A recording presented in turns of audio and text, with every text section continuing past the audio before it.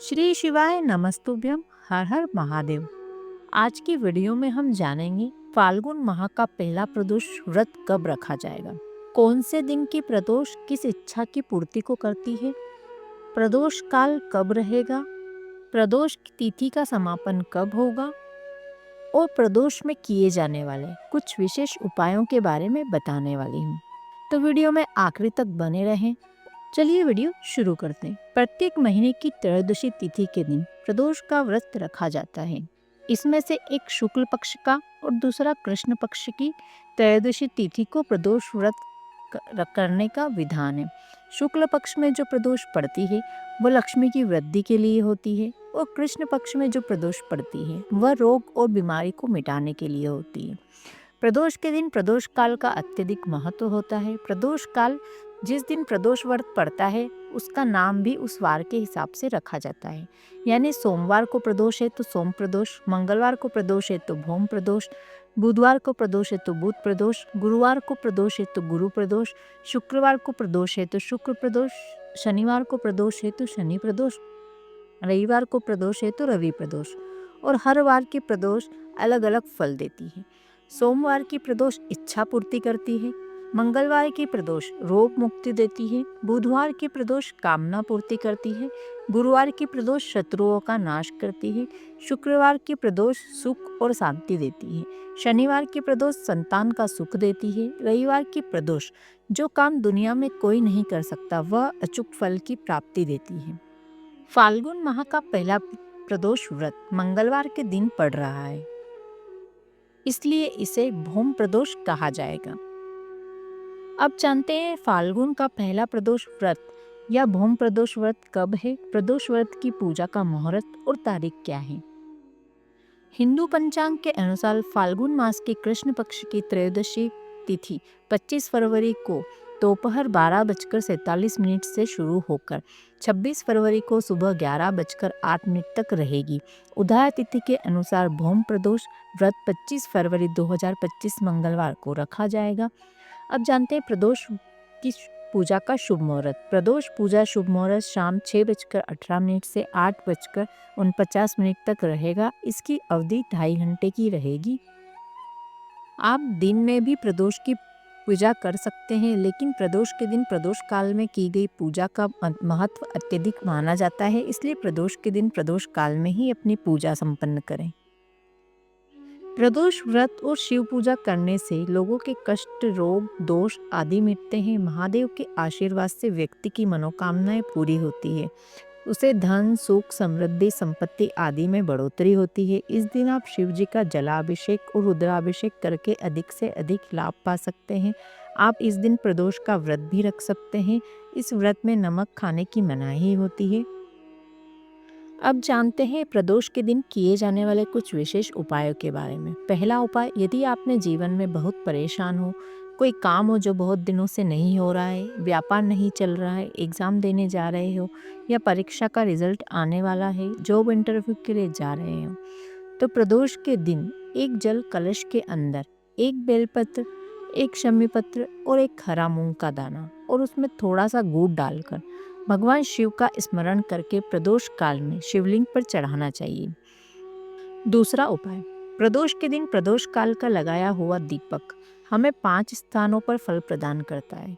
हमको या हमारे परिवार में किसी को काल सर्प दोष है तो प्रदोष काल में लगाया दीपक हमें और हमारे परिवार को काल सर्प दोष से मुक्ति प्रदान करता है।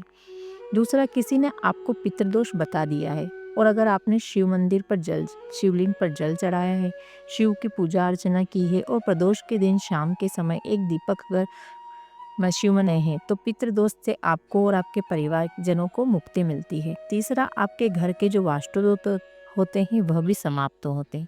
चौथा, प्रदोष काल में शाम के समय दीपक लगा देते हैं तो प्रदोष काल का दीपक हमारे घर में धन की वृद्धि कराता है और प्रदोष के दिन प्रदोष काल में यदि आप एक दीपक लगाते हो तो ये रोग निवारण भी करता है।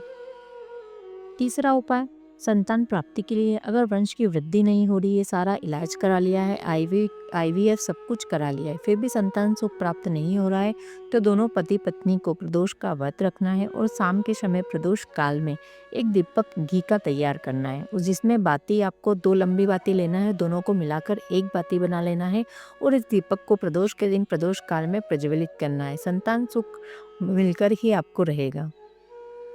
चौथा उपाय है नौकरी के लिए। यदि आप नौकरी के लिए अप्लाई कर रहे हो, आपकी नौकरी अचानक से छूट गई है या चलते चलते अचानक से आपका व्यापार ठप हो गया है, या कोई एग्ज़ाम में बैठने वाले हो, तो एक जल कलश के अंदर 11 सफ़ेद पुष्प और 11 बेलपत्र और इसके साथ एक कटोरी में लाल चंदन को घिसकर आप भर लें और इसे मंदिर लेकर जाएं। महादेव के शिवलिंग को छोड़कर पूरे जलाधारी में आपको लाल चंदन का लेपन कर देना है। अब जो सफ़ेद फूल और बेलपत्र डालकर आप जल का कलश लाए हैं, उसे शिवलिंग पर जल चढ़ाना है। जल चढ़ाते समय आपको ध्यान रखना है कि लोटे का जो खुला हुआ मुख होता है वह आपकी तरफ होना चाहिए, और इस तरह से आपको शिवलिंग पर जल चढ़ाना है कि जल की धार हमारी ओर गिरते हुए हमें दिखे। सारा जल चढ़ा दीजिए और फूल और बेलपत्र कलश में रह गए हैं तो उन्हें भी निकालकर शिवलिंग पर चढ़ा दीजिए।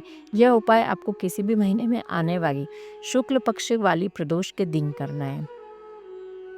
पांचवा और अंतिम उपाय है कि दुनिया का कितना भी दरिद्र व्यक्ति हो, चाहे दुनिया का कोई ऐसा व्यक्ति हो जिस कभी व्यापार चला ही नहीं है, उसने बार बार व्यापार बदल के देख लिया हो, किसी की फैक्ट्री नहीं चल रही है, जिस काम को करने के लिए जाते हैं वह काम टल जाता है, आज की जगह कल, कल की जगह परसों, परसों की जगह नरसों हो जाता है, लेकिन काम होता ही नहीं। बेटे या बेटी का संबंध करने जा रहे हैं पर हो ही नहीं रहा है, तो अपने जीवन में एक नियम बना लें। प्रदोष काल में प्रदोष के समय पर आपको बेलपत्र के वृक्ष के नीचे जाकर एक बार नमन करना है और प्रदोष काल में शंकर भगवान के मंदिर में दिया लगाना है। ये 2 चीज़ें आपको अपने जीवन में नियम बनाना है, हर प्रदोष के दिन आपको करना है। अगर यह 3 महीना भी अगर आपने लगातार कर लिया है तो आपके जीवन में कभी कोई समस्या आ ही नहीं सकती, कोई दुख आ ही नहीं सकता। अगला उपाय, यदि जीवन में बहुत दुख है, बहुत कष्ट चल रहा है, बाबा आपकी सुन ही नहीं रहे हैं, दुख खत्म ही नहीं हो रहा है, तो एक बेलपत्र लीजिए। उस बेलपत्र की जो बीच वाली पत्ती होती है, उस पत्ती पर पीला चंदन लगा देना है और उस बेलपत्र पर एक पीला चावल का दाना भी आप हल्दी में कर लेंगे तो वो पीला हो जाएगा।